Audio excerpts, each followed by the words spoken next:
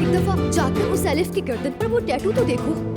यानी अगर उमर के हाथ पर बना हुआ टैटू उससे मिलता है तो यकीनन वो दोनों पहले रिलेशन में थे। उमर, क्या ये 3 नुक्ते तुम्हारे लिए कोई खास मतलब रखते हैं? यूं समझो कि किसी चीज को याद रखने के लिए है। अरे भला ये क्या बात हुई? हमेशा किसी को याद रखने के लिए क्या टैटू बनवाना पड़ता है? अरे नहीं, मेरी यादों से बाहर निकलेगा तो किसी को याद रखेगा ना। मुझे जुबाना को अपनी आंखों से किसी और को हाँ कहते हुए देखना है, तब जाके मैं अपने दिल को समझा सकूंगा। बहुत मुबारक हो मेरे बच्चों।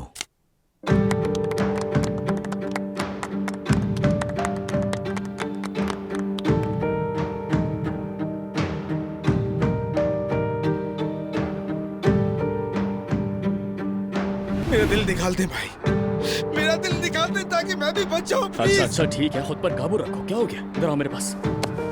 रिलैक्स मेरे भाई। खत्म हो गया भाई, सब खत्म। जुबाना नाम की कोई लड़की मेरी जिंदगी में नहीं रही, सब कुछ खत्म हो गया।